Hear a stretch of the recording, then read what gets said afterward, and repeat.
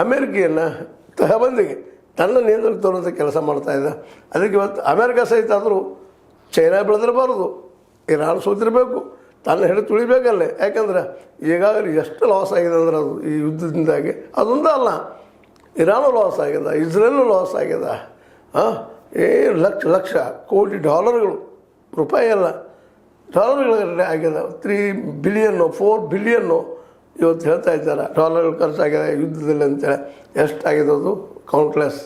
ಒಟ್ಟಾರೆಯಾಗಿ ಅಮೇರಿಕಾ ಇವತ್ತು ಜಿದ್ದಿಗೆ ಬಿದ್ದ ಖರ್ಗ್ ದ್ವೀಪದ ಮೇಲೆ ದಾಳಿ ಮಾಡಿದರೆ ಅದಕ್ಕೆ ಪ್ರತಿಯಾಗಿ ಇರಾನ್ ಏನು ಮಾಡಿತು, ಅಥವಾ ಇರಾನ್ ಅದರವರೆಗೆ ಬರಗೊಟ್ಟಿತ್ತ 3 ಯುದ್ಧ ನೌಕೆಗಳನ್ನು, ಇದು ಸಹಿತ ಇವತ್ತು ಚರ್ಚೆ ಆಗ್ತಾಯಿದೆ. ಏನೋ ಆಗಲಿ ಖರ್ಗ್ ದ್ವೀಪದ ಮೇಲೆ ಮಾಡೋ ದಾಳಿ ಈ ಯುದ್ಧದ ನಿರ್ಣಾಯಕ ಘಟ್ಟ ಆಗ್ತದೆ ಅನ್ನೋದಷ್ಟು ಸತ್ಯದ.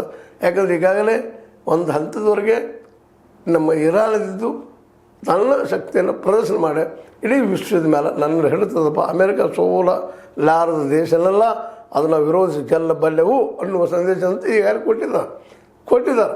ಇಸ್ರೇಲಿನ ಸಹಿತ ಇವತ್ತು ಸಪೋಸ್ ಏನಾದರೂ ಅಮೇರಿಕನ್ ಸಹಿತ ಇಸ್ರೇಲ್ ಇಲ್ಲ ಆಗೋ ಮಟ್ಟಿಗೆ ಇವತ್ತು ಇರಾನ್ ಅದ್ರ ಮೇಲೆ ದಾಳಿ ಮಾಡುವಂಥ ಎಲ್ಲ ಒಂದು ವೆಪನ್ಸ್ಗಳನ್ನ ಮತ್ತೆ ತಯಾರು ಮಾಡ್ಕೊಂಡು ಕೊಡ್ತದೆ. ಹೀಗಾಗಿ ಇದೇನಾಗ್ಬೋದು, ಏನಾಗಲಿಕ್ಕಿಲ್ಲ. ಇವತ್ತು 23ನೇ ದಿನ, ಇವತ್ತಿನ ದಿನ ಅಂತೂ ಖರ್ಗ್ ಮತ್ತು ಅದೇ ಕಾಲಕ್ಕೆ ಡಿಯೇಗೋ ಗಾರ್ಸಿಯಾ ಇವೆರಡು ದ್ವೀಪಗಳು ಇವತ್ತು ಚರ್ಚಾ ವಿಷಯಗಳು. ಇಲ್ಲಿ ಮಾತ್ರ ಈಗ ನಿಮಗೆ ಗೊತ್ತದ ಸುತ್ತಮುತ್ತಲ ಎಲ್ಲ ರಾಷ್ಟ್ರಗಳಲ್ಲಿ ಬರೀ ಬೆಂಕಿ ಬೆಂಕಿ ಬೆಂಕಿ ಒಗೆದು ಇದ್ದಾರೆ ಕ್ಷಿಪಣಿಗಳನ್ನು.